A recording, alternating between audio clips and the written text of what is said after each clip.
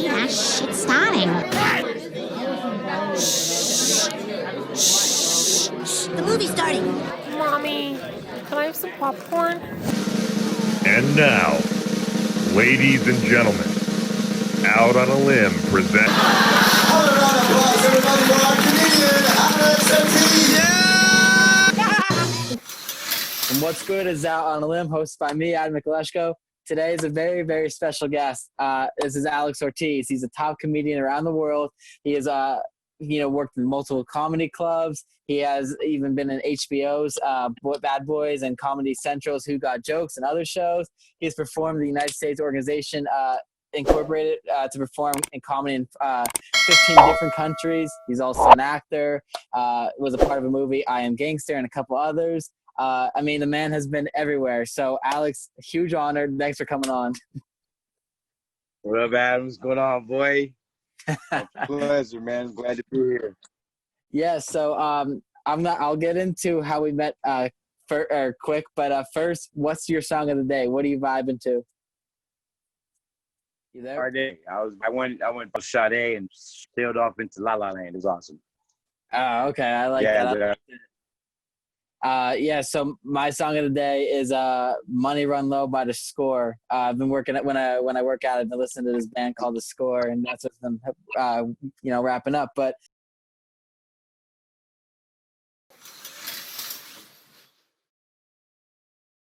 you came out the closet, and I knew it's my favorite nephew. I love him to death, and we have a special relationship. And I knew this was a huge moment in the kid's life, but I had to bite my lip to keep from laughing because he was like, "Uncle Alex."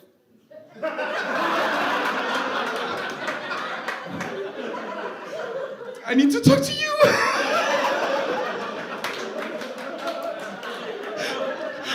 And I know you're a comedian, but this is no time to be funny, okay? You're my favorite uncle, and you've always treated me with love and respect. But I've been living with a secret.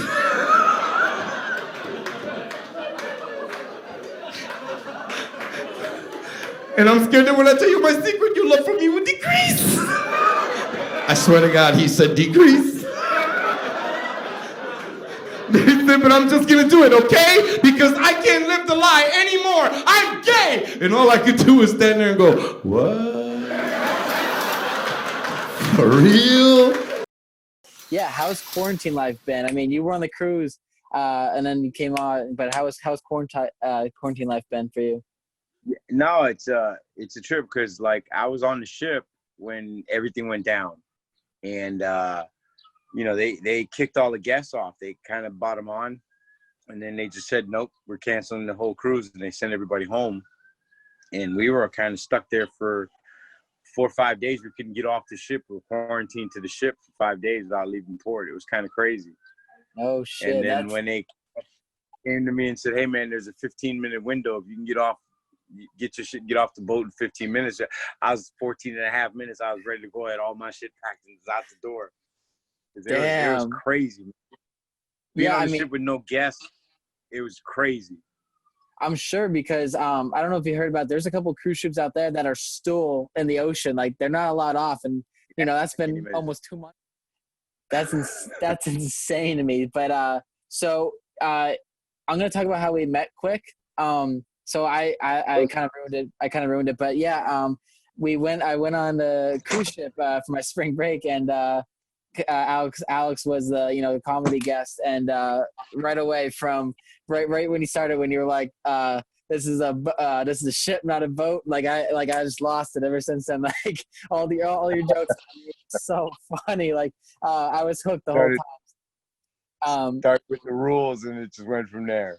Yeah, that's literally what happened. And then we had and then it was like a little meet and greet. Took a picture with Alex, and I'll put it up on the screen now. But when I edit this stuff. But it was really cool stuff. So I really enjoyed all your performances. So that's it was a heck of a cruise too. There was a party every night, dude. It was insane. it was a party every night. It was every night. You were even tore that boat to shreds, man. It was insane. You were a guest at one point for the ladies competition, showing off all the ladies on the boat. Yeah, the Ms. Norwegian Sun. Yeah. Ooh. Yeah, you had to behave yourself on that. that one. I almost got fired twice. Hey, they were not going to fire the best comedians. That's so funny. So you're from Chicago. What is it like there? I just spoke to someone who was from Chicago, and I mentioned that Silver Bean thing. Have you ever been there? Yeah, in Millennium Park. Yeah. I've been. I born in New York, but raised in Chicago since I was 13. So this is my hometown all my life, and I love it here. That's so cool. Weather-wise, it's not that much fun sometimes. Yeah, weather-wise, I imagine. I've seen some pictures, with Chicago and whatnot. It's wild. But so does that mean you're like what? 35 inches of snow, 77 below zero is the worst I've been in here. So yeah, it gets pretty bad. Yeah, you got to bundle up if it's that cold. Get frostbite immediately. You sure can. See, but yeah, so that whole so are you a whole all Chicago fan for sports then? Everything except baseball. Baseball, I've always been a Pirates fan since I was a little kid because of Roberto Clemente. So that never, once you get a baseball team, it's yours forever. Doesn't matter how bad they suck right now. They're still my baseball team. So everything else, Bears, Bulls, Blackhawks, everything else in Chicago. Did you happen to see the Last Dance documentary with the whole Chicago Bulls? Yeah, I lived it. I was there. I saw the whole thing when it happened. I was there. I was on Division Street when they won the first championship in Chicago. Yeah, and I did the same thing with the Bears. And the Bears won the Super Bowl. I was on Rush Street in the bar hanging out with like 8,000 people. It was amazing. So yeah. But I haven't watched it. I've got it DVR'd. I haven't sat down and watched it yet. Have you watched it? Oh, watched every second of it. It was phenomenal. See, I didn't grow up. I only grew up in 1997. So hearing all that stuff, it was just insane to me. Like I didn't know half of that was on there. Oh yeah, I actually went to a game and I got like lucky. A friend of mine worked. His cousin worked for the security guards. Mm-hmm. So we were two seats off the floor behind the Atlanta Hawks when they played the Bulls and watched Jordan slam, man, with Horace Grant and Scottie Pippen. It was crazy. I mean, I love. I'm a big fan of Michael Jordan. I personally think he's the best of all time. So I know some people like to say LeBron, but I like Michael Jordan a lot. I'll tell you, it was a different game, and I don't care what anybody tells you.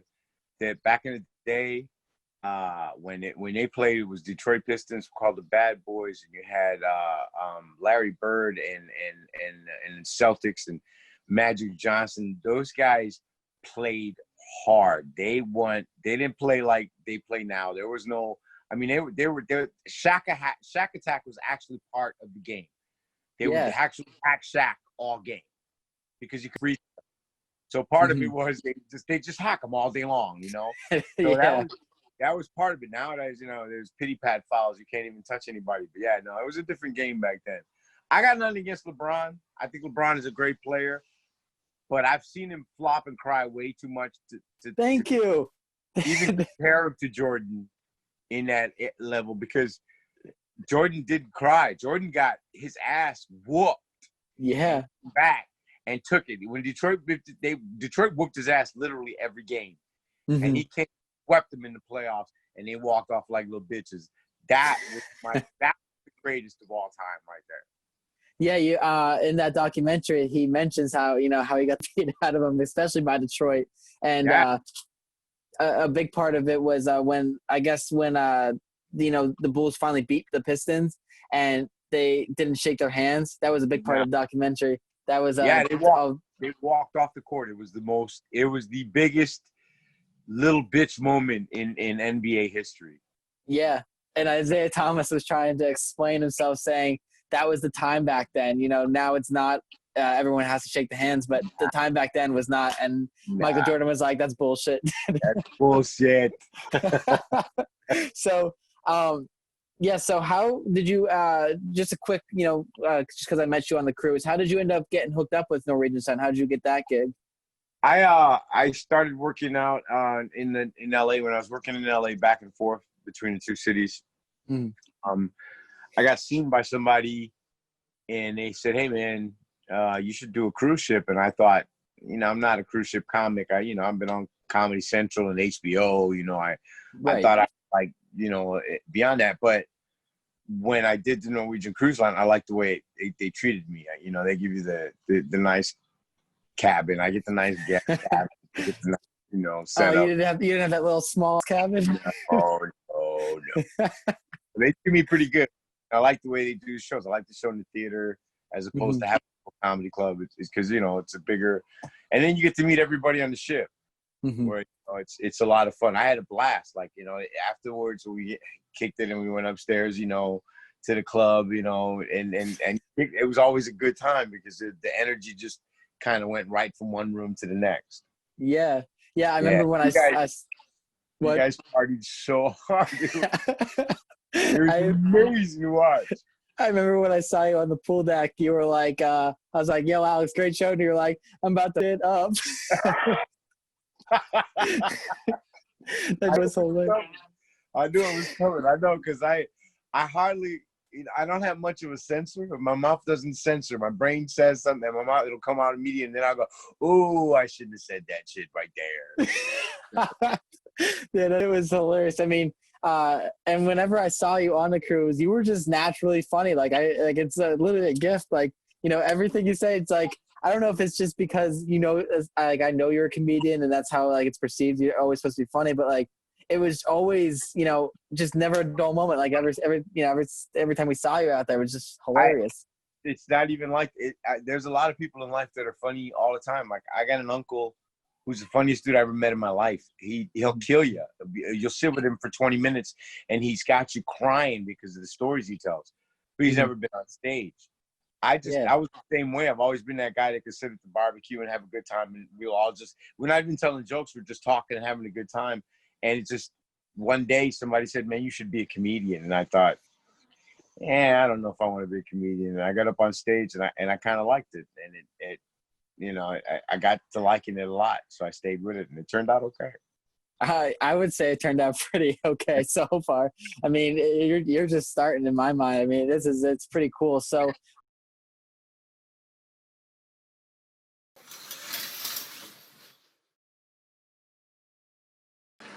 And I love my girl, I do. When I first met her, I thought she was a dude. Oh. Not my fault. Back in the day, everybody was wearing the baggy stuff. Remember baggy jeans and sweatshirt? She had a hat tip backward. I walked up, I had my glasses on, I was like, "Man, that's a pretty dude right there." I am really attracted to this guy right here.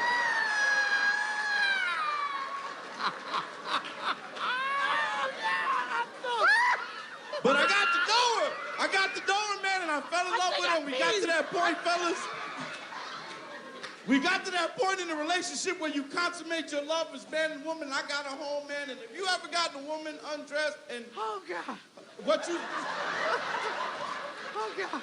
You get a woman undressed and you surprised at how good she look underneath. The girl was so bad, I sat at the edge of the bed like Sling Blade. I was like, "You the finest woman I've ever seen in my life."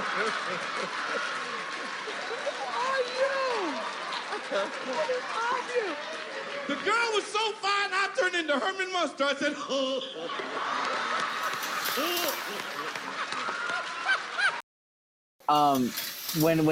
when we saw you on the Norwegian Sun, you had a friendlier version and then you had more of an adult version scheduled. So my thought immediately was like, how do you not screw those two up? Like you definitely, I was thinking you might have to slip at least once, screw something up. It happened one time. I've gotten really good at it because the family friendly shows, the clean shows, you make more money when you do clean. Did you go? You there? Yeah, you're good. You're good. You make more money when you do clean comedy. So I got to learning how to do that because I was like, well, I want to make more money. But it was the G version that I had to get used to. Because like on the first show, you can't not even get close to mentioning anything like that risque, or dirty. Yeah. With the welcome aboard. Now at the family friendly show, I could get like PG-13. I'm allowed to do that. So that's okay. The adult show, I don't give a fuck. I mean, that's all the bets are off. I'm just gonna do what the fuck I want to do at the adult show. So that's just how that turns out. I mean, when you did the G version and then the PG-13 version, you definitely sensed a little bit because the G or the PG-13 version was a little bit of a roast on people on the ship, and I was losing it. Like anything you could think of, it was literally like you said it. And I was like, this is amazing. Yeah, what it is, they say I'm an equal opportunity offender. I talk about everybody. There's not, I don't care what's wrong with you. I don't care what the color of your skin is, how big your nose is, how tight your ass is. I'm going to say, I'm talking about you. It's just the way it should be. And yeah, I mean, then it's just a matter of, people getting offended or not. But I feel like, I mean, that's why you come to the show. Like, you got to know what it's about. Yeah, but what I've learned is if I can make them like me, I can get away with murder. Once they like me, I'm golden. I can get away with murder. I had a little old lady, she had to be 95 years old. She came up to me after the show. She came to the adult show. She came to all 3 shows and went after the adult show. Of course, I lost my mind. Yeah. And she walks up to me and she goes, "Can I tell you something?" And I go, "Yeah." She goes, "I really don't like it when people swear, but you're just so adorable." So I thought, all right, fuck it. That's it. It's on now. Shit. If the 95-year-old lady thought it was cute, it's on now. I can get away with anything. Forget about it. You're right. If a 95-year-old lady can do it, anybody can do it. That's it. That's hilarious. So there's so many questions I want to ask, but like I said, we're going to try to just keep this around an hour. But how did you ultimately get into comedy? When was your big start? It was Damon Williams out of Chicago and Bernie Mac. Okay. Bernie Mac, when I first started comedy, Damon Williams was a host of All Jokes Aside, and he said, "Hey man, I went up on stage. Nobody knew who I was. I did 5 minutes about roaches. Killed. And I came off the stage, and he said, "Hey man, can you come back next week and do that again?" And I said, "Yeah." So I wrote another 5 minutes about ass whoopings. And came back the next week and killed with it. So he said, "Dude, I thought you were going to do the same set you did the week before." And I was like, "Oh, I thought you told me just come right." He said, "You wrote a whole nother 5 minutes for the next week." And I was like, "Yeah." He goes, so he brought me back the third week. And after I got off the stage, I come off the stage and Bernie Mac was standing there. Mm-hmm. And I said, "Holy shit." And he said, "Come here, motherfucker." And I said, "Oh shit." He said, "My name is Bernie Mac." And I said, "I know who the fuck you is." He said, "You hunted in a motherfucker." I got a room on Tuesday nights, Alex. I want you to come do comedy in my room on Tuesday night. You're going to be hunted in a motherfucker in that room.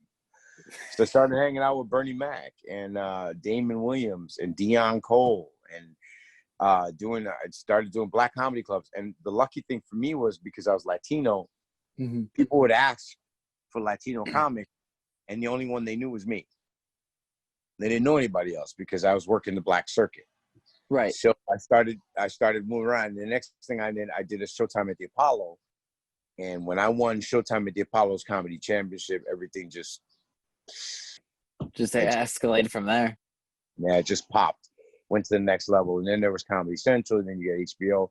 And it's like being promoted at work. You get your first job, and then you're a bagger, and then you're a checker, and then you become assistant manager. So you're working your way up and everything. And the TV shows is kind of a way of doing that. Damn, that's awesome. Good for you. So I didn't even know. I wouldn't have expected to know about the whole Bernie Mac situation, but he passed away, 2008, 2009, something like that. Yeah. So I didn't even know about that. That's like insane because, Bernie Mac is pretty good himself. Oh, so he was amazing. I've seen him sit in a room. He had a little room called Cheniers. He would sit on a stool, excuse me, on a stool in front of a jazz band. And the jazz band would play. And then at one point, Bernie would just, and they would stop playing and Bernie would start talking. And it would be the funniest shit you ever heard in your life. And it would just be him flowing, man. He was a genius. Damn. Yeah, he was. he was down to earth, one of the nicest people I ever met in my life. Damn, that's awesome. Yeah, I mean, it's probably a huge honor to even have met the guy. I mean, the guy is, like you said, he's a genius. He was everything I ever seen him in he was funny. So Yeah. that's pretty cool that you got to meet him. So you actually had a different couple career paths. You know, you were in the Army and you're also a firefighter. Like, I mean, thanks for your service. That's awesome stuff. But like, what, like, you know, that's such different roles, and then comedy. Like, how did you get all into all that stuff? I like people. I've always been about people. So at 16, I became a lifeguard in Chicago. At 18, I joined the Army, became a combat medical specialist and an ambulance driver. Then I became a nurse. About 24, I became a nurse. And then in my 30s, I became a firefighter. I've always been a first responder since I was like 16 years old. It's just part of my makeup. And even now in life, I still volunteer all the time. It's just part of who I am. And part of that military thing is I can't sit around and do nothing when I see something needs to be done. Right. I can't, like, even now during this, you know, I've gone to deliver food to people, and I'm actually joining right now Team Rubicon to help them out, you know, and deploy to places, you know, because it's just been part of me, who I am my whole life. And then is part of comedy just because I like making people laugh. I mean, laughter to me is one of the coolest things ever. 100%. And I love it. I mean, I just love the reaction people get, you know, especially after shows, hanging out with you guys after shows, you know, kicking it in the club. That's the part that I love. I enjoy, don't get me wrong. The comedy on stage, that's awesome. That's great. That's it. The gravy is hanging out afterwards. Like right now, hanging out with you, having talked right now, and you know, being the way we were on the ship. That was the gravy to the comedy. So that's my favorite part, is just kicking it afterwards, you know. Yeah, I mean, you literally never know who you're going to meet. And my mindset is always, you know, keep it open. You always got to show people respect, and it was a smile. And, you know, you never know who you're going to meet. Like, I never knew I was going to meet you on the ship. And, like, you know, I never knew I would do this podcast and then later on have you on. Like, it's literally, life is so random, and I love that shit. That's why I love, you know, the whole purpose of life. Right, and it's the cool thing is, like, to me, you're actually acting like, oh man, it's a big deal that I'm on your but to me, it's a big deal that you asked me to be on the podcast. You understand? That's awesome. Yeah. So I'm honored that you even want me to be here with you, because I'm like, we had a good time, you know, and you would have had a good time and then just forgot about me, never thought of me again. You know what I'm saying? Yeah. But that's what happened. You hit me back. So when you hit me back, I hit you back. We go back and forth, and now we actually have a relationship, which is the best part of all of this. Correct. Yeah, and that's the coolest part. You're right. Like, and you know, there's never a time. I mean, but I think what is really cool is after your show, you extended the olive branch, saying, like, you know, show that you wrote like a good card to, you know, the great people who work on that ship, because they work so freaking hard. Like, I had so much respect for anybody working on that ship. But you said, like, make sure you do like a little card, and you show it to me, and you got a VIP to my next show. Like, that is just total respect, you know? Well, you know, those guys that work on the cruise ship, I mean, I have it easy on the cruise ship because I really don't have to do anything until I have a show.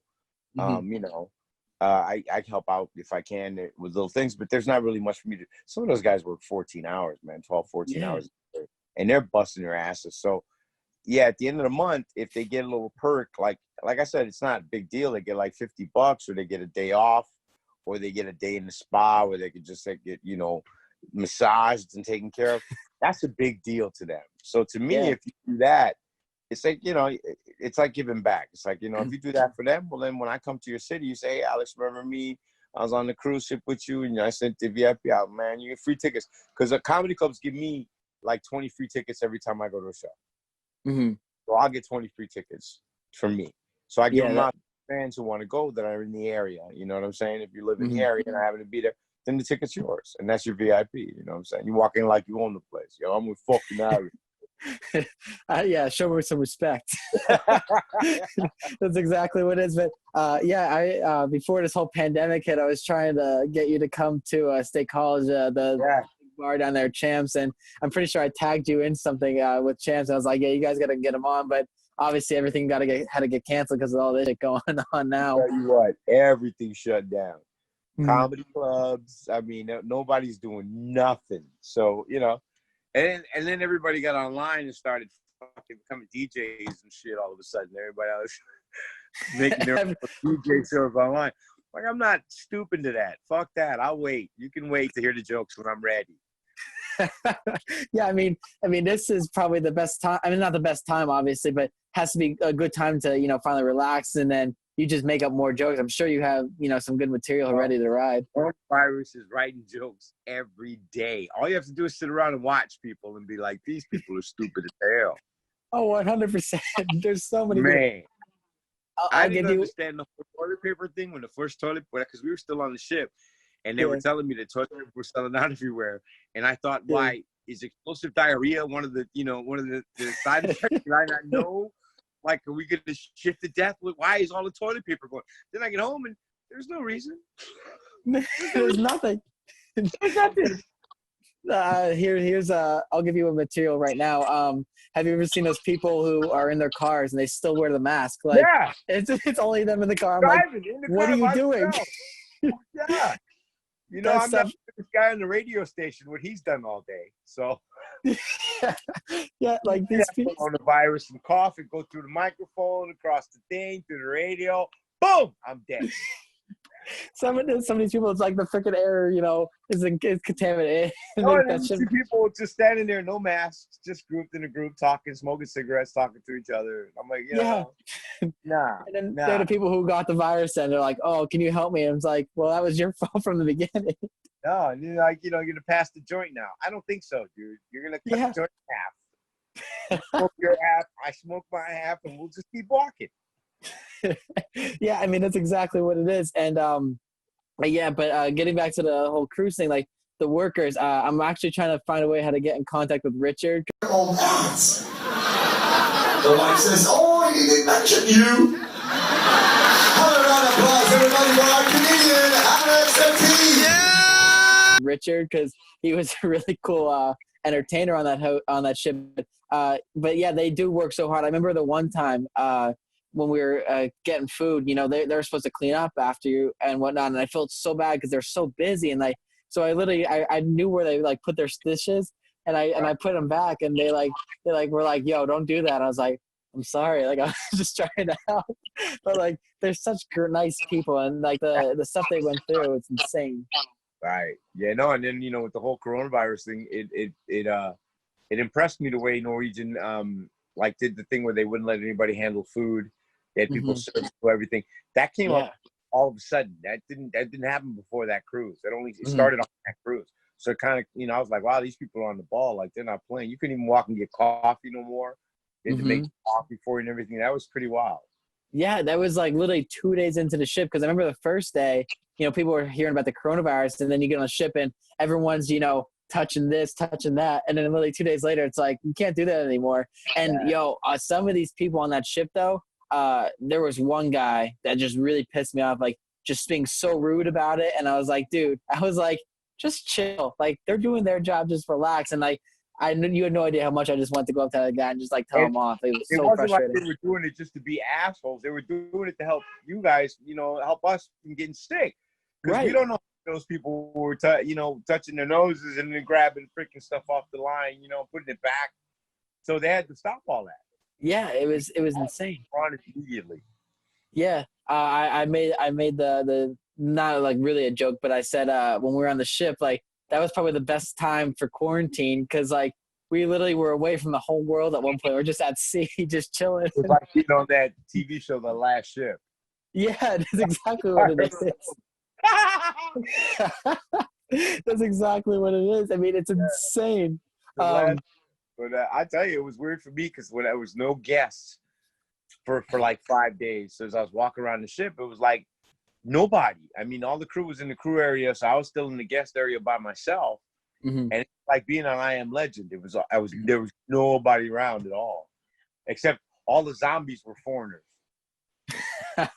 Were you just chilling then? Like, you literally had nothing to do, like, except just eat and whatnot. Yeah, I worked out, ate. That was it. That was all there was to do. Damn, that had to be kind of crazy. Were the entertainers at least performing still?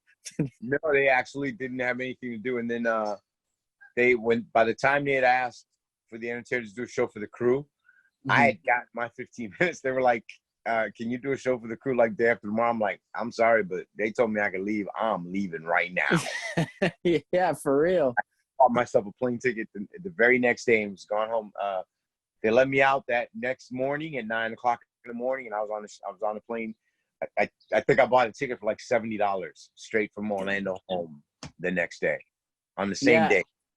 And I'll tell you this, I knew some, you know, that obviously it was a whole spring break trip, and my friends I was with, they happened to be getting breakfast and overheard, I guess, one of the other people from another college saying like, oh, thank God he just got off the ship. Like the kid was really sick. And so as soon as they heard that, they like flew back to our rooms. They're like, we got to leave like right now. We were freaking out. Yeah. Oh yeah. I'm not playing with it either. I got kids. I got grandkids. I'm not like, no. Yeah. I'm a Nazi right now at the house. You can't even come to my house. I'm like, look, no visiting in the area.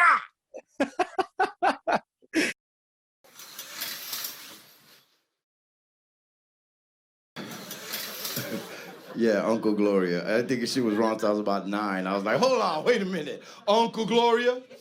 My Uncle Gloria is the most flamboyantly gay dude I've ever seen in my life, but he's also one of the most fearless, just the strongest hearted people I've ever met. Always been a hero to me. One time there's this big steroid dude standing in front of him talking shit to my uncle, and my uncle was standing there like this. And when the dude finished talking shit, my uncle said, okay, you want me to tell you where your problem is? I'm gonna tell you where your problem is. I do this pretty good, huh? Fuck all of you.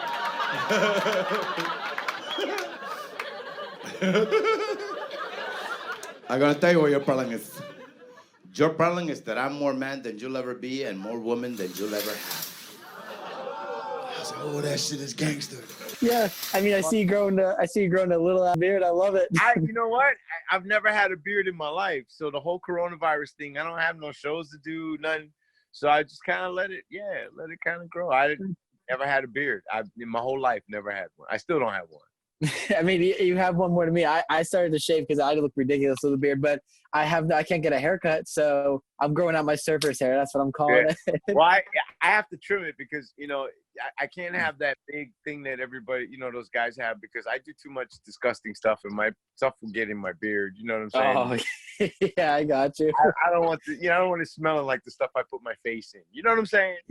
I got what you're saying. I love it. I love that laugh you do, and I'm gonna hit on that a little bit down in this episode, but like that laugh is freaking contagious, man. It's awesome. But so when you're doing a show, and there's so many questions I'm always thinking about when I watch like comedies, like Kevin Hart or someone. But like, do you ever feel like you ever push a boundary when you're doing comedy? Oh, absolutely. I like to know, even at my PG show, I think I pushed the envelope there too, just to let them know that when you come to the adult show, it's going to be a cold, like, you know, because that's what they say when they leave the PG show, go, if that's clean, I can't wait to see dirty. That's exactly what happened. Yeah. Because even clean, I'm pushing it to the edge, you know. I don't got to cuss. I can still be, you know, edgy without cussing. Yeah, exactly. So, yeah. So like, were you when you push a boundary, do you ever like in your mind you're like, oh, like I gotta, I'm scared at that. Do you ever think of that? I've had jokes I've said where I've told a joke and it just died a gruesome and horrible death right as it came out. You know what I'm saying? Yeah. You write a joke, you think, oh shit, that's funny, I'm gonna do that shit tonight, and then you go and you tell the joke and it just dies. It goes out there and just you just stand there, and the worst thing that can happen is total silence. Like, if they, ooh, that's good. If they go, oh, that shit sucked, that's cool. But if they're just quiet as shit, that fucking kills comics. That's like fucking kryptonite to a comic. Yeah, I was thinking about that. That was one of my other questions I had. Like, I mean, I'm sure it never really happened to you, but when there is a time where, with comedy, like, what do you do in that moment when there's, just complete silence? It happens to everybody. Yeah. There's not a comic in the world who, if they tell you that they've never bombed, that they've never had a bad show, they're full of shit. Okay. Everybody can't be perfect all the time. There's nobody can do it. Okay. So I saw a tape, Richard Pryor, who's a god to me. I saw a tape called Richard Pryor Live and Smoking, where he was nervous as shit and bombing. And if it could happen to Richard Pryor, Yeah. none of us is immune. Okay. Because Richard Pryor was the funniest person to ever be bought on this earth. So I'm watching people. I bombed. I tell a joke. It bombed so bad, dude, that I just stood there and watched it go. Like, just watched it. It was like a Viking funeral. It just kind of sailed off, burning into the ocean. And I've been booed off stage. Yeah, that shit happens, man. What is your mindset when it happens? Are you like, I have to like try to fix this, or do you like fuck it? It's like water off a duck. The next show you'll get a standing O. That's how it usually happens.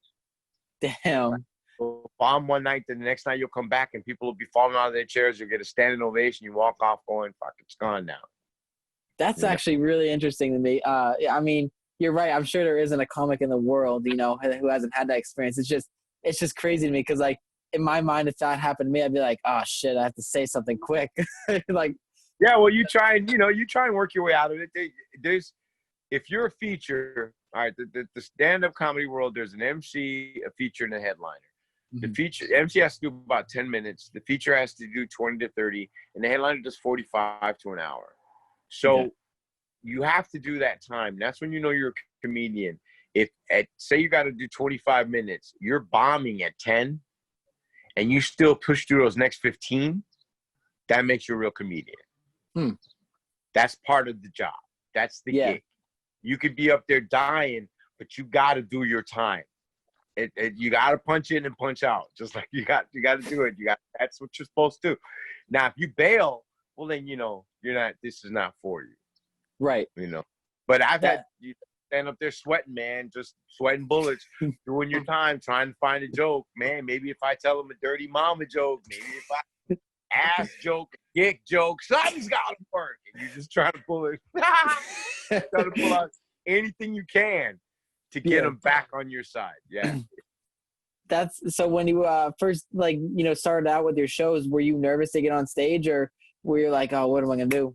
Nah, I never really got nervous. What I did was Jerry Seinfeld, who's his TV show is one of my favorite things in the world, and one of my top shows.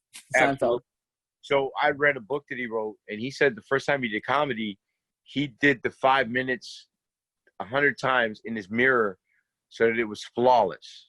He knew exactly the face he wanted to make. He knew exactly where he wanted to stop. He knew exactly where he wanted to make an inflection. So that's what I did for my first 5 minutes. I worked it to where I had it flawless so that if they laughed, they didn't laugh. I just went through the 5 minutes. I didn't care. Yeah. So I just did the 5 minutes and let's see what happens. And the first joke worked. So you do the second joke and that one works and you go, okay. And they laugh. But at first, you're so raw, you don't know that you have to wait for them to finish laughing before you go into your next joke. You don't know about the segues. You don't know about callbacks. All that stuff happens later on in comedy. The first time you go up, you just go up. It's raw energy. And you do, what you think is best. And you hope and pray that it works, Yeah, and you probably have to, judge, like you said, the audience. Like, you don't know what the type of audience you're going to have that night. So you have to, stick it in there. And, if they have one good, laugh, you're like, all right, now we're going to ride with this. Usually works out with that. If you can get first couple of giggles, even if it's a stupid, silly giggle, if you can make a giggle, then you start to make them. If you can start to get them to relax and laugh in the beginning, then it works out. But every comic has lost people 25 minutes into a set just killing, and all of a sudden one joke just derails the whole fucking thing, man. Did you ever see the show The King of Queens by any chance? Yeah. One episode that reminds me of that, Doug had to do a little roast on his boss because he wanted him to do it. Yeah. And he was so scared, said one joke and ran with it. And, everyone's dying. And then he mentions one bad joke. And the whole night was ruined. The whole thing. And he's killing the whole time. Yeah. And I was just talking to my mom about it today, the Seinfeld episode with the hand model. Do you remember that episode by any chance? Yeah. That shit had me dying. I'll tell you. The Seinfeld episodes, that there's so many that stand out. the Soup Nazi one is like The all-time greatest. all-time greatest. You know what I'm saying? You know, you got that one, and then the nipple when Yep. your Christmas picture. You know what I'm saying? And what I liked about it was they took stuff that actually happened in the news and they put it in the TV show. Like there was a scene where Kramer had convulsions because of Mary, what's her name from the morning show was Mary something's voice on the TV. I know you're talking about, yeah. Yeah, Good Morning America, Mary Beth, whatever the heck. So there was a lady who actually suffered from seizures in New Jersey from the TV show, and they wrote it into the show. That was the genius of that show. Like they would whatever was happening, just write it into the show, you know? Yeah, it's literally a show about nothing and just put a bunch of things into it. That's what I loved about it. I mean, that's a show that can just run forever. Like these shows that have, you know, storylines, that's the ones that are going to get, you know, hard to manage. Right. But when you're just doing shows about absolutely nothing, you can find something to do about nothing every week. Yeah. So I'm sure the cruise itself was probably easier of a crowd because everyone's already excited to be on a cruise. So you could pretty much, I would think, be able to say anything and be like, "Oh, this is hilarious." But like, do you have that mindset, or are you just trying to like put it over the top, overjoy? I like to make them fall out. I like to get it to a point where everybody's just laughing so hard and uncontrollable that I'm giggling on stage. If I'm giggling on stage and you guys are giggling in the audience, then it's a good show. Yeah. I mean, you definitely had a lot of moments where you laughed yourself on stage, and like I said, I think that part, when you do that, it just escalates the whole joke. Like everyone's losing it then. Yeah. And some people say that. They say that the laugh is probably the best part of the show. I don't understand that because I thought the jokes were. But I'll take whatever I can. Yeah, so when you do that laugh, is it like just so natural? Like it just comes out? Like are you just laughing at your own jokes? That's a laughter that bubbles from the soul. Like if I laugh from the chest or, you know, just I don't laugh, it's kind of kind of. But when I laugh from the soul, from deep in my belly, then I get that that really high pitch, and I don't know where it comes from, but it's always been part of me. Did you discover that like right when it happened? Like what the? Yeah, no, I thought when I first started comedy, I tried to hide it. Really? I tried to like laugh because I thought it was unprofessional, and then they were like, "Nah, we love it," and I've noticed that they'd laugh more when I laughed, you know. So I go, they would flip out and they would laugh, and I'd go, "Oh, maybe that's working." Okay, right there. So that's how that came up. It's really cool you're saying all this because so my major is like broadcast journalism. Like I'm like I want to be like a sports reporter on TV stuff. And what I've been learning, you know, because I just graduated from college 2 weeks ago, but what I learned throughout the whole baby, hey, let's go, baby. Well, I went to Penn. You gotta come to my graduation party and perform a show. Hell yeah, let's do this. I ain't doing that. But so when what I was taught at Penn State, you know, working with people is like you have to. Like I was always having like a high pitch. Like I was always trying to remember shit. And like at one point, I was talking to someone, you know, who's in the business already, and I'm like, you know, how do I just like talk from the soul? Like how do I just, you know, act, you know, so natural? And he was like, tell me, you know, just be confident in yourself, talk through the stomach. And I did that one time and I just ran with it. Like I figured out like once you're yourself, like that's all that matters. You know, once you're yourself, no one cares. Yeah. You know what? You just got to get comfortable. And that was the thing with me is I was always comfortable on stage. I've never had stage fright. Even in high school, you know, we had speech classes and stuff like that. I'd go up and have a good time. I didn't care because there was no fear. I guess they say that's like the number one fear in the world is speaking in front of like, and I don't get it because it's never. I love it.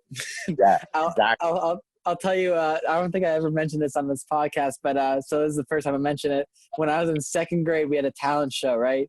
And I sang Gwen Stefani Bananas or something like that. I literally sang in front of everyone and gave toots about it. Oh, dude. That's awesome. I think it was at that moment I was like, I don't even care. Like it was, I had so much fun doing it.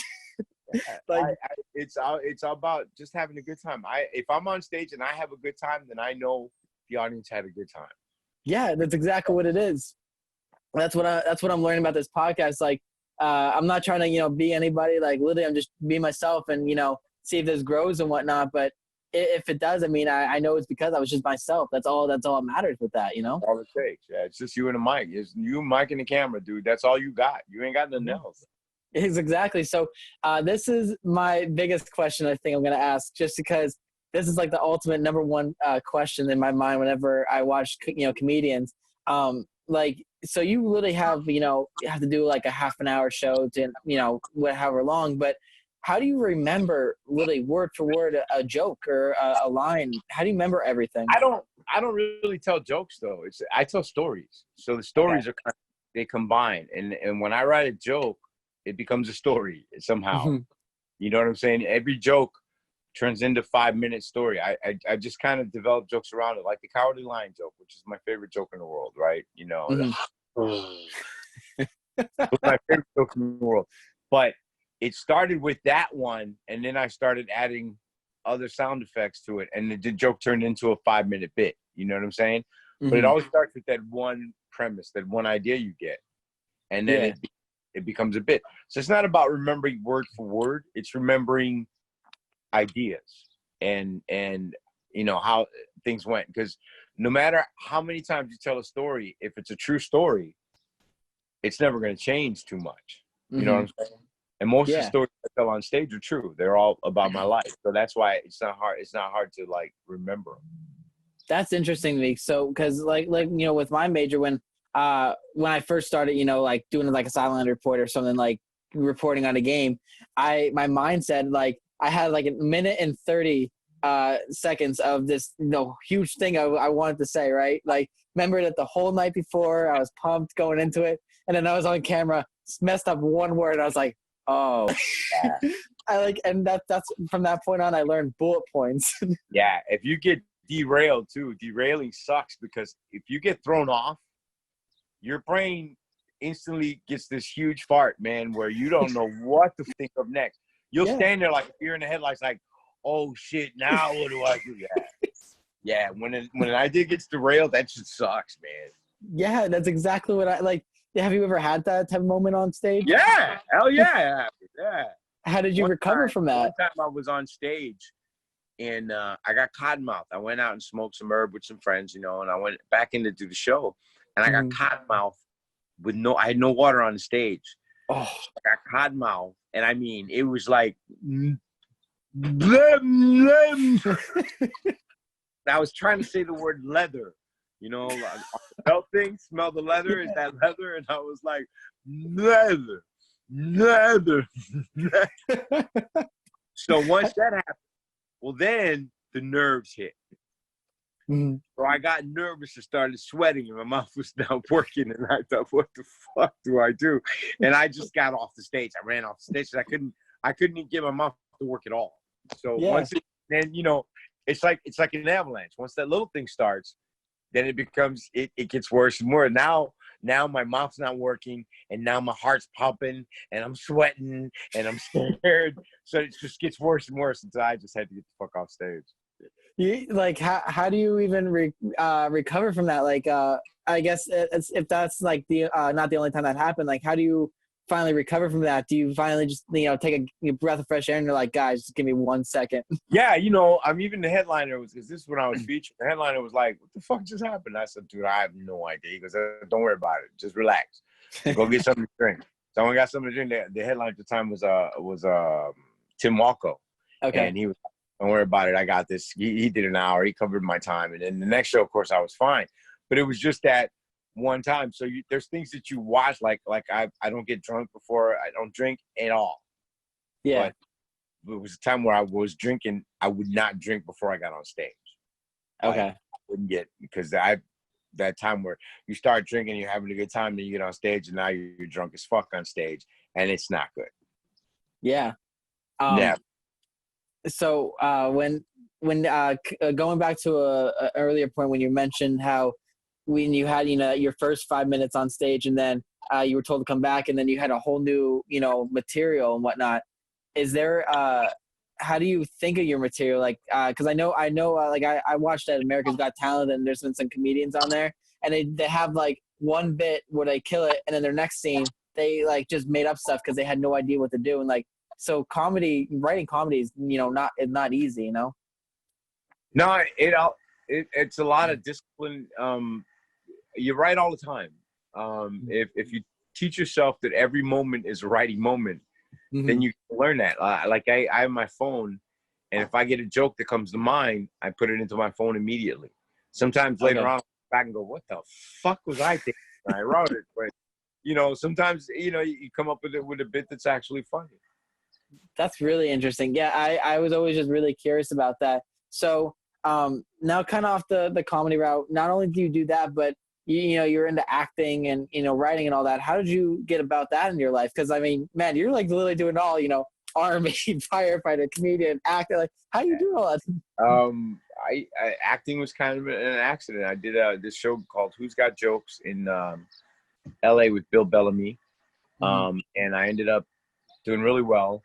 And some guy who was a producer, talent agent in LA, said, "Hey man, like to sign you." So I flew out to LA and they signed me. And I went to a bunch of auditions. So my third movie that I got a couple of little roles. And in the third movie, I actually got one of the lead roles, which is the movie I Am Gangster. It's on iTunes and Amazon. And I play payaso. I'm like the bad dude in the jail. I run the whole thing. So I stab a guy. I get my ass kicked. I have sex with a girl. It's kind of my first big movie role. It was a really cool moment is when you're sitting in the theater in LA at the premiere and your name is on screen all by itself. Like, and that's cool. And it says Alex Ortiz and you go, fuck yeah.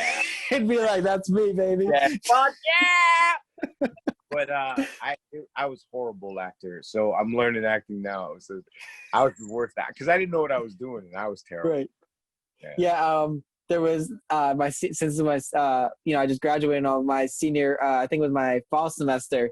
Some dude was doing like a little play, and he was having people audition for his thing, and I had no idea what the hell I was doing. So I went in there, read one line, and it was supposed to be a sad part, and so I like pretended to be like super upset, man, but I started laughing. I was like, I can't do it. I was like, I'm sorry. Yeah, no. What I did was, because I play a gangster in most of the movies. Yeah. I guess look, I don't know. But I always play a gangster. So did you ever see the movie Man on the Moon with Jim Carrey playing Andy Kaufman? I've heard of it. I don't know if I've ever seen it though. Amazing movie. Now, if you knew Andy Kaufman, and I, like I said, I'm into that kind of era of comedy. Andy Kaufman was this really weird genius, and to see Jim Carrey become Andy Kaufman, he really did a good job. Like, so I read a book he wrote where he said he became the character. He didn't pretend he was. He actually became who he was. He wouldn't answer to his name, and if you didn't call him Andy, he wouldn't answer. Really? He was that deep into the role. Like that's what he did. He became a guy. And I thought, yo, that's fucking badass, Yeah. So I had to be a gangster for this movie. So for 3 days I was walking around like a badass. I'm not. I'm a nice guy. I smile, I laugh all the time. So for 3 days I walked around like a badass. And when I walked into the audition, I showed up in a pair of shorts, white socks, flip-flops, and a wife beater. I walked into the audition, right? So I read my lines, I'm like sitting in the audition room and everybody's walking around and they're all, talking. And I'm just sitting there just mean mugging the whole fucking room. Like I want to kill them all, So I go in, I read my line, and the director or the cast director goes, well, thank you. And I said, all right. And I walked out. I got a case of the fucking giggles, right? in my car. I started giggling and laughing. I was driving home thinking to myself, that shit was stupid. So my agent, as I'm driving home, my agent calls me and said, they loved you. And I'm like, what are you talking about? They loved me. She goes, they loved you. They want you to come back and do the reading tomorrow for the second. There's callbacks. There's always callbacks. Yeah. Let's do exactly what you did today. Whatever fuck you did today, do it again tomorrow. So I said, all right. So I went back in. Same thing. The wife beater, shorts, flip-flops. And I walked in and mean mug. There are people that congratulations, you got a callback. Oh, man, this is great for you. And I was just sitting there just not talking to nobody, just mean mugging the whole fucking room. So I walk into the office, and the director's sitting in the office, and they make me read my lines. And after I finish my lines, I stand there and I'm staring at him, and he goes, "Can I tell you something?" And I said, "So." He said, "I looked you up on YouTube," and I'm like, "Oh, it's fucking over." Covers blown. There's no way I'm getting this fucking part now. He saw me laughing and joking and doing dick jokes on fucking. So he says, "You're like really like lively and funny and laughing and smiling all the time, and right now you're scaring the shit out of me. Why is that?" And I went, "Because I'm a character, dog." So would you like to step out of character? And he said, "Yeah." And I went, "What's up, man? How you doing?" And my right then at that moment, that's when you got the part. So I ended up getting like a starring role in the movie. It was pretty cool. That is freaking awesome, and like hell of a story. To, like, Yeah. I it's funny that you mentioned Jim Carrey because I literally just saw a video of him today, and I'm big into. I just started learning all this stuff about power of intentions, and have stuff come to you. Like you think of it, it's gonna come to you. And he was talking about how he wrote a check for himself, $10 million, and he put it in his pocket and literally just carried it for days. And he ended up getting, I think it was the movie The Mask or whatever he did. And sure enough, the contract was for $10 million. And he was like, it was just because he was just thinking about it the whole time. Yeah. He believed it, And he's like, there's been times where he goes up on the hill. It was like every night he would go up on this one certain hill, and he wouldn't leave that area until he believed what he was wanting to be. Yeah, the dude's intense, man. The dude's intense. I mean, he's silly, funny as hell. But if you read about it, if you read what he writes, man, the dude's intense and he's intelligent. He's really something else. Yeah. One of my favorite movies by him is The Truman Show. I wish they would make a part 2 on that. Absolutely. That was a fantastic show. Yeah, I really wish they did a part 2 on that there and make a sequel, because like I would like to see what he does outside of that. If you watch on YouTube right now, he's got a thing where he does a scene out of The Shining, and they have it playing right above Jack Nicholson doing the same. Jack Nicholson doing the same scene. They're identical, top to bottom. If you get a chance, check it out. It is bizarre as shit how good he does it. I'm going to watch that. Yeah, it's an amazing thing to watch. He looks just like Jack Nicholson doing it, and I mean, it's bizarre. You'll get chills. The guy's amazing. Yeah, after this episode, I'm definitely gonna look that up. So, are you planning on doing more acting? Like, are you gonna try to get in that more than comedy? Yeah, actually, I was up for a part on Chicago PD and Chicago Fire. No way. What I've been doing now, I got close twice, so now I'm working out like a beast. I'm working out to get that extra. I want the 6-pack. I mean, I got a pretty good shape now. Let's go. Hey, I'm in pretty good shape now. I lost 77 pounds total. Good for you, yeah. Yeah, and then I've gotten to a point now where I've got my firefighter body back, but I want my army body back now. I'm greedy. So I'm getting ready to get, I'm trying to shred so that, the camera had 10 pounds. And even in my movie, I thought in my movie I was in pretty good shape. I was about 230, and I was fat as shit. So now I'm back. I watched the camera don't play. That HD camera don't hide shit. You can't put makeup on to fix that. You can't put makeup on fat. It does not work unless you put like a 6-pack on, like they did for 300. I've seen that. So how do you do that then? Is there like a certain diet? Because I want to gain muscle. I'm trying to get more shredded and whatnot. I'm trying to get to 210. I'm around like not 195 now. But like, is there a certain diet that you follow to do that? I mean, with me, it's never been about gaining weight. I've always been able to gain weight. Mm-hmm. It's losing it for me. Okay. I got, I was at like 220 stock solid in the Army and stuff. And then, when you get older, because I'll be 57 in 5 days. Hey, happy birthday. Happy early birthday. Yeah. So it takes a lot to stay in shape at this age. It took a lot more than when I was 24. I could run 6 miles when I was 24 and not fucking feel it. Now, if I run a mile, I'm crying. So you're like, but now it's about diet. It's about, I do the intermittent fasting. I don't do a lot of carbs. I don't do a lot of sugar, but it's just about watching how you eat, really, and taking the bullshit out. Mm-hmm. The first thing that happened to me at 277, I stopped drinking soda. And before I knew it, I lost 10 pounds. Mm-hmm. It just kind of melted off. And then I thought, shit, well, what else can I do? You know what I'm saying? It's the little victories that make the big deal. You know, that first pounds was like, holy shit, you know, and then you said, okay, maybe if I stop eating, you know, late at night, and maybe if I stop eating potato chips all day long, because I love like Oreos, those are my things. But, you know, if you start to tweak little things, the little victories make it easier to make the big transition later. Like right now, I can fast for 2 or 3 days. Like wow. Now where I can do it, it doesn't bother me anymore. So when I started like eating like crazy super healthy 2 weeks ago, because I'm like I cut a lot of, you know, all junk food. Of course I have my cheat meals and whatnot, but I'm still trying to get that, you know, the shred going. But I usually always used to drink iced tea. Now I'm strictly like always just drinking water. I have iced tea here and there, but you know, water is a huge thing. Yeah. I'll tell you what though, as much as I talk shit about soda, every once in a while, man, that fucking Pepsi or that Coca-Cola, man, that shit is like sex, dog. It's like when you get that one, you haven't had it in a while, you pop open that Pepsi and you start drinking that fucking thing. So, it hits the right way, dude. Oh my God, it's like the devil. It is. It's so good. It has to be bad for you because it's so good.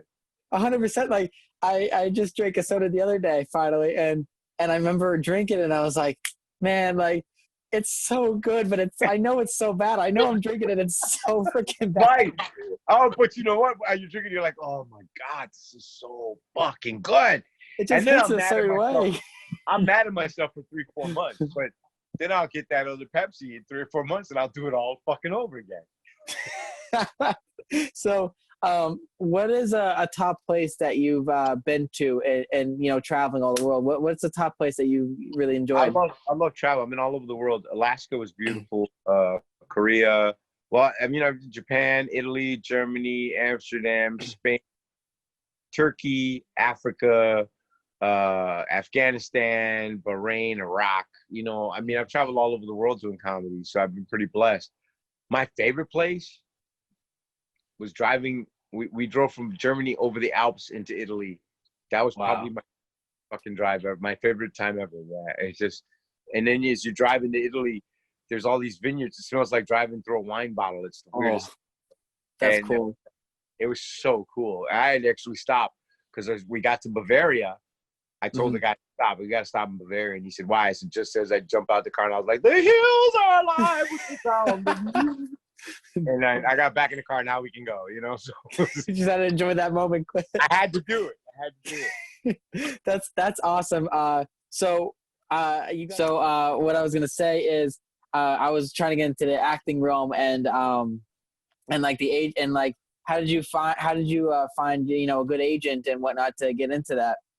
Yeah, the agency. There's so many agencies. So finding a good agent it's really much chance. You know what I'm saying? You find the one that if they don't find you, because most of the time they find you, they'll see you somewhere that you're performing and they'll be in the audience and they'll see you somewhere and that's how they get to know you.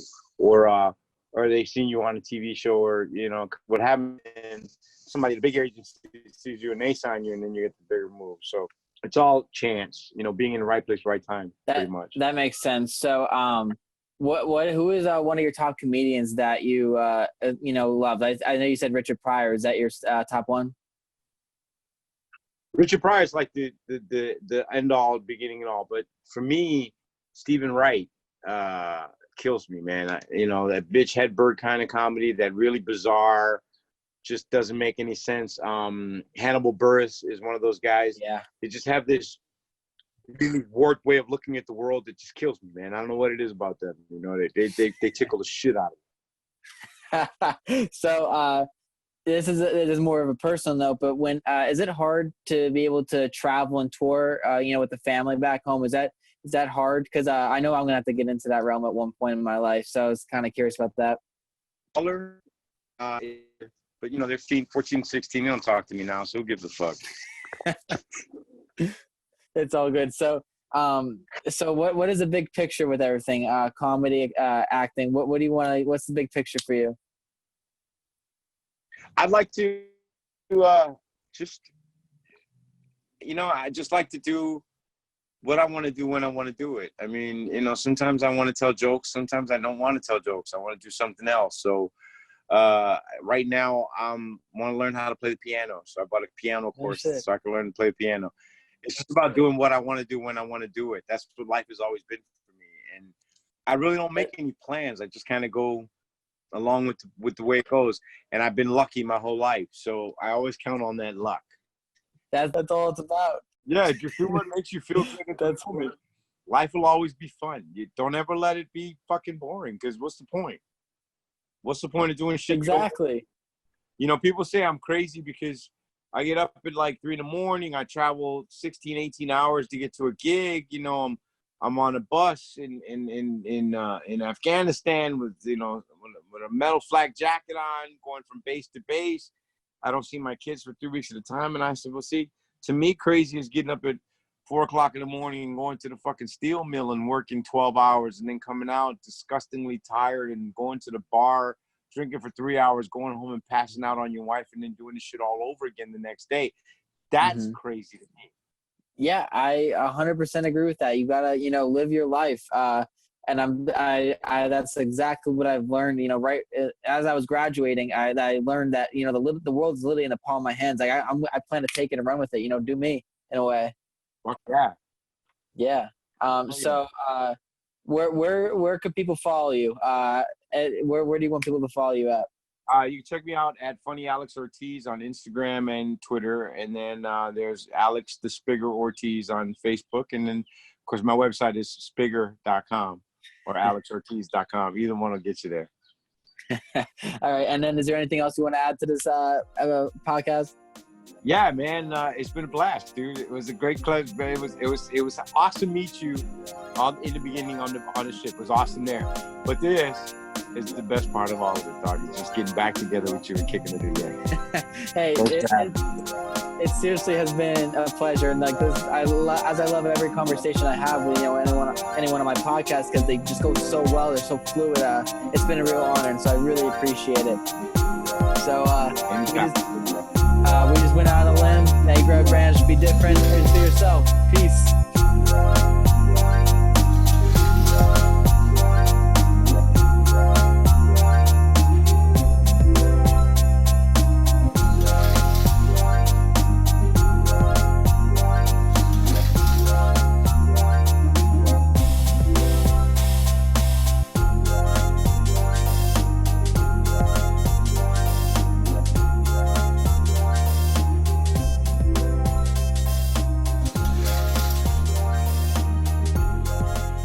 My name is Alex Ortiz. My full given name is Alejandro Manuel Portalatin José de González de la Rancho González the third. So I got 13 names. Those really think I talk like this? Bite me. What's up, y'all? My name is Alex Ortiz. I love being a comic.